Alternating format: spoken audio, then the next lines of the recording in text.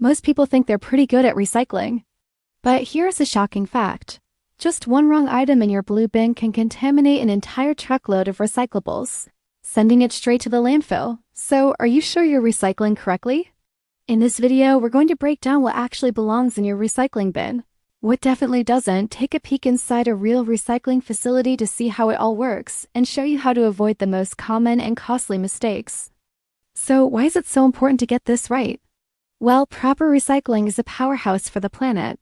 It saves incredible amounts of energy, it dramatically reduces the waste piling up in our landfills, and it conserves precious natural resources like trees, water, and minerals. Think about it, making a new aluminum can from a recycled one uses 95% less energy than making one from scratch. But here's the catch: contamination. When we toss in items with food residue, like a half-full jar of salsa, or things that just don't belong, like plastic bags or items made of mixed materials, we can ruin an entire batch. This contamination makes the good stuff unusable, and all that effort goes to waste, so doing it right isn't just a small detail. It's the key to making recycling work at all. When we recycle correctly, we ensure that these valuable materials get a second life, which is a massive win for our environment and our economy. Have you ever wondered what happens after your recycling truck pulls away? It's not magic. It's a fascinating, high-tech process. Once the recyclables arrive at a materials recovery facility, or MRF, they're dumped onto a series of conveyor belts. This is where the great sorting begins. First, powerful overhead magnets pull out all the steel and tin cans. Imagine a giant magnet hovering over the stream of materials, just snatching them up.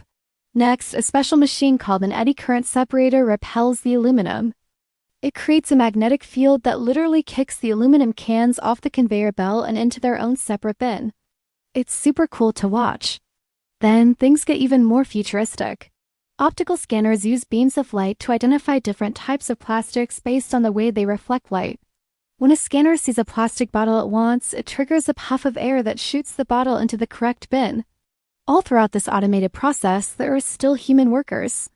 These sorters are the last line of defense, pulling out problem items by hand, things like plastic bags that jam the machinery or contaminants that the machines missed. It's a complex dance between technology and human oversight to get everything sorted correctly. So, what can you actually put in your curbside bin? While local rules vary slightly, there are some common items most programs accept. Let's start with paper and cardboard. This includes your newspapers, magazines, mail, and flattened cardboard boxes. The key here is that they must be clean and dry. A soggy, greasy pizza box lid is a no-go. Next up, we have metal cans. Your aluminum soda cans and steel food cans are highly recyclable. Just give them a quick rinse to remove any food residue before you toss them in. You don't need to scrub them spotless, but you don't want to attract pests or contaminate the paper products. Glass bottles and jars are also widely accepted. Think pickle jars, beverage bottles, and spaghetti sauce jars. Again, a quick rinse is all you need. Finally, let's talk about plastics. This is where it gets tricky for many people. Generally, most programs want plastic bottles, jugs, and containers with the number 1 or 2 symbol on the bottom. These are things like water bottles, milk jugs, and detergent containers. Always remember to empty them and rinse them out. And a huge tip: keep all your recyclables loose in the bin, never ever bag them. Those plastic bags will jam the sorting machinery we talked about. Now for the fun part, what should absolutely not go in your recycling bin? This is what the industry calls wish cycling, tossing something in the bin, hoping it's recyclable. Let's bust some myths. First and foremost, plastic bags and plastic film. They are the number 1 enemy of recycling facilities. They get tangled in the sorting machinery, causing shutdowns and breakdowns. Most grocery stores have special drop-off bins for these. Next, greasy pizza boxes. The oil soaks into the cardboard fibers, making them impossible to recycle. You can tear off the clean top half and recycle that, but the greasy bottom part has to go in the trash. Styrofoam is another big no. It's bulky, light, and breaks into tiny pieces that contaminate everything else. Also, avoid tanglers like hoses, ropes, holiday lights, and electrical cords. These wrap around the equipment and can bring the entire sorting line to a halt. One that surprises many people is disposable coffee cups. Most of them have a thin plastic lining to make them waterproof, which makes them a mixed material that can't be separated and recycled. And finally, things like broken ceramics, dishes, or mirrors don't belong in your bin.